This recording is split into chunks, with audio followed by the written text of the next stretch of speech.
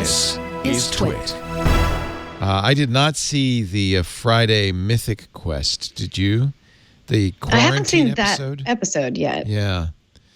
So I stopped watching Mythic Quest because it was so annoying. But I might. What episode did you stop on? I really loved the flashback episode. Okay, you did watch that one. Yeah, I thought that was fantastic. Okay. We talked about it. It had nothing to do with anything. Right. It was just dropped in the middle, and that was good. And then the next episode after that, I think, was the one I stopped watching because it went back to its old ways, including, I think, a lot of stereotypes of people that I don't like. I feel bad that F. Murray Abraham is forced to be a doddering old man and a blowhard. And, this is partly because it comes from Rob McElhenney, who did It's Always Sunny in Philadelphia, and that's kind of his style. So if you haven't seen, and I'll just skip right ahead to this episode just because I'm curious. It's all shot on iPhone. It's the quarantine version. They're all at home. There's some interesting information. Yeah. Yeah. Apple sent 40 new iPhones and 20 sets of earbuds to, the team. And they wrote the episode with, McElhenney wrote it with David Hornsby, who's also in the show, and Megan Gans, who's the show's co-creator. They wrote it in 3 weeks. Not just wrote it in 3 weeks. They shot it, they edited it, and they got it ready to air in 3 weeks. And in fact, Apple liked it so much, they're submitting it for Emmy consideration. Did you see it? Have you seen it? Anybody? I haven't seen it yet. I haven't had the opportunity yet. Yeah. I would never have known except for this, the article. And actually, the only reason I know is because Micah Sargent said it was really good. So. Or in Micah we trust. In Micah we trust.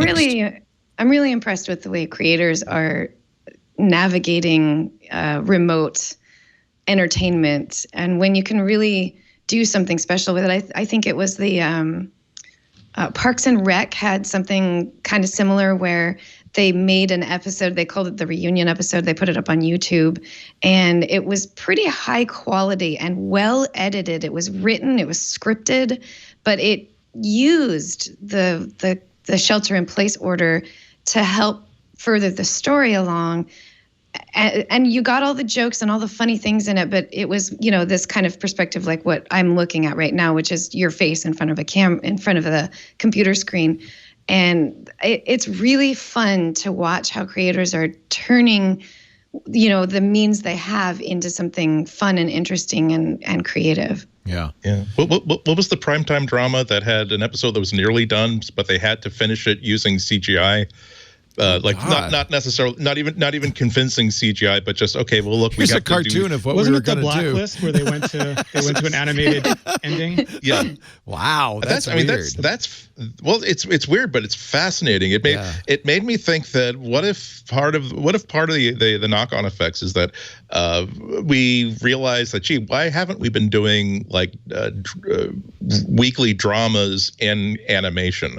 Right. I'm not talking about last minute. We're doing this because of coronavirus animation. But what if you had the situation where now we can actually set scenes wherever they want, and we can have crowd scenes as big as we want.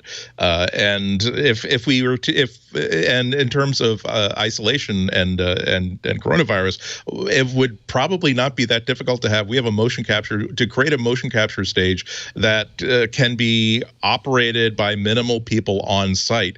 And the other thing would be you can't get Tom Hanks to do an entire story arc on the Blacklist or something like that. But if you said, if Tom says, you know what, I have 17 days off, I love your show. If I can get in and out and do all of my scenes in 2 weeks, you got me.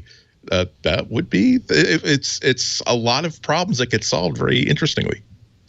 The other thing that's really cool is that they had a side story about a charitable donation, and they raised, in real life, $600,000 for Mercy Corps in their COVID-19 relief program.